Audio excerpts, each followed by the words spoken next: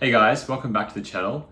Today's video is going to be about a very famous offshore trust case known as FTC and Affordable Media LLC, otherwise known as the Anderson case.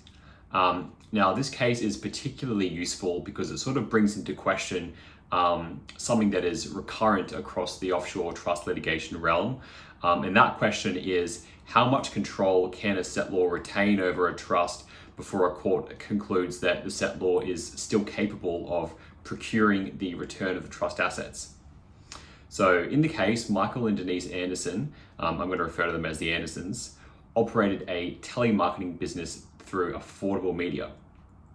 Now, the Federal Trade Commission alleged that the business had raised substantial funds from investors through a fraudulent investment scheme.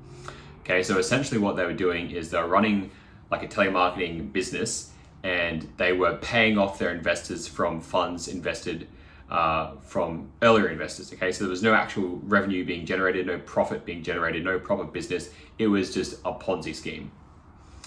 Now, before the proceedings were brought, the Andersons had established an irrevocable trust in the Cook Islands.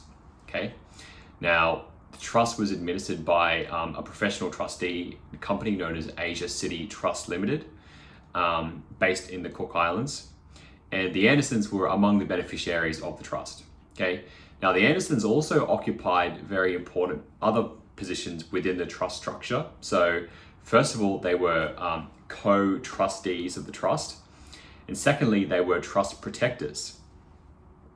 Now, the trust deed contained provisions dealing with what was described as an event of duress. Okay, and when you think about when you go through what that clause did, it becomes quite easy to understand why it was in there.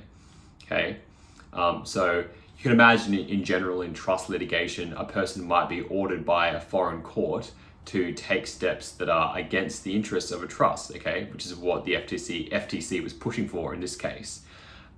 So the deed in this matter therefore sought to distinguish between instructions given freely and an instruction given under compulsion by a foreign court. All right, so the way that this duress clause was drafted was such that once duress is established, control can pass away from the settlor or the protector and totally into the hands of the independent trustee. Okay, and this mechanism became central in this case. So the FTC did obtain orders from the court in the US requiring the Andersons to repatriate the trust assets, to bring the trust assets back from the Cook Islands into the United States. And so the Andersons, in an attempt to comply with that request, asked the Cook Islands trustee to return the assets. Now, the trustee, Asia City, refused to comply with the request, and because it treated the American proceedings and the orders of the American court as an event of duress pursuant to the trust deed. So what happened as a result of that is the Andersons were removed from their positions as co-trustees, and the offshore trustee essentially just retained complete control of the fund. So the Andersons then went to the court in America and said, well, we're not able to comply with the order because the trustees literally will not allow us to do that. And they attempted to raise what is known as the impossibility defense, which is to say that, well, we're not able to comply with the court order to repatriate the assets because we tried to and the trustee won't let us, and pursuant to the duress clause and the other clauses of the trust deed, we don't actually have the power to require repatriation of the trust assets. And as a result, we shouldn't be held in contempt of court because it's impossible for us to comply with the order. They had asked for the money to be returned. The trustee declined the request. Therefore, they said that the matter was totally outside of their control. And the US court examined that contention with considerable skepticism. And the central difficulty for the Andersons was that they were not exactly strangers to the trust asset, to the trust structure, sorry. They retained significant powers under the trust deed. I mean, their position as protectors and the extent of the authority that they had became highly relevant in the matter. And ultimately, the court wasn't satisfied that they had demonstrated with the required degree of particularity that compliance with that order was genuinely impossible. So as a result, they were held in civil contempt and they were subsequently imprisoned. Now, that is the part of the FTC case that is well known, but what I would say is the part that is less well known concerns what actually occurred in the Cook Islands afterwards. So after the American proceedings had advanced to that stage, steps were taken to remove Asia City and install a replacement trustee connected with the FTC's recovery efforts. So essentially what happened is, sort of while they were in jail, okay, under duress, the Andersons agreed to execute 3 documents which were demanded that they be executed by the FTC. Now, the first document had the effect of purporting to remove Asia City as a trustee and replacing it with a company known as FTC Inc., which was a corporation established by the FTC specifically for this purpose. The second document was a document which appointed the FTC company as trust protector. And the third document amended or purported to amend the trust deed to remove FTC Inc. from the list of excluded persons under the deed.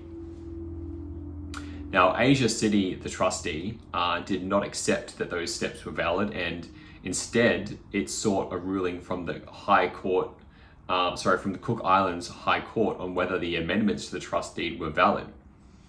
And the Cook Islands Court actually upheld Asia City's position. So it was determined that the attempted removal of the trustee and the alteration of the structure were not accepted as effective. So as a result, the offshore trustee remained Asia City, and the FTC essentially just completely failed in those proceedings. Now, I would say that the sequence of events here is actually quite interesting. The American court did, in fact, exercise coercive power over the Andersons personally, okay? But the Cook Islands court, when it came to the actual money, the actual trust assets, what everybody was concerned about really, the Cook Islands court upheld the trust administration within its own jurisdiction. It didn't allow the FTC to amend it or alter or remove the powers of the initially allocated trustee. So essentially the offshore trustee retained all of the assets. And so I would say the case sort of illustrates the distinction between jurisdiction over a person and jurisdiction over trust property, okay? So, I mean, a domestic court might have no direct power at all, really, over a foreign trustee. And in fact, that usually is the case. But, you know, nevertheless, they likely do have substantial power over the settlor, protector, or beneficiary personally, as long as they, you know, reside within that jurisdiction. So, look, this is an interesting case to compare with Pugachev, which is what we discussed in the last video, okay? I mean, in Pugachev, the court construed the trust deeds and concluded that the settlor had retained beneficial control through the sort of extensive protective powers, whereas in affordable media, you know, the court considered whether the settlors had retained enough control to comply with a repatriation order, and they rejected the plea of impossibility, but at the end of the day, they weren't actually able to access the trust assets. So what I would say is sort of a common thread. I mean, even though the factual and the doctrinal paths here are different, what I would say the common thread between these two cases is that the court was really concerned with control, okay? And this is something that comes up very frequently in offshore trust litigation, okay? It's the degree of control that the settlor or the protector has over the trust structure, over its administration, and the extent to which they can sort of access the assets that are held under the trust.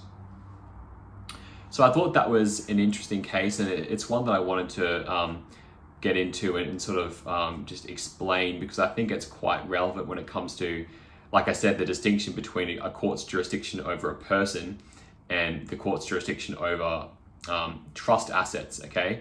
And so, look, I think in the next video, I'm going to talk about, there's a case called Webb and Webb, and this sort of addresses another part of the picture when it comes to creditors trying to enforce against trust assets. And there are a few other sort of what I would call key cases, like FTC, like the Pugachev case, which once you understand those key cases, you sort of get a feel for how the court tends to treat trusts in general, offshore trusts, when it comes to large amounts and contentious litigation. And one of the benefits of really going through and understanding these cases is that you start to learn where the court draws a line between a valid trust and an invalid trust. And what you'll come to find is that it often really turns on how much control a person has over the whole structure. You know, I mean, whether the person has genuinely divested themselves of the trust assets, and whether they can simply, you know, call the assets back into their personal name. And if they can, well, the court tends to treat the trust as essentially not existing, or they just say that, well, look, these assets are held on bare trust for you because you didn't really divest yourself of the assets, and you've got a complete ability to control the trust and how it's administered. So look, thanks for watching the video, and I'll see you guys in the next one.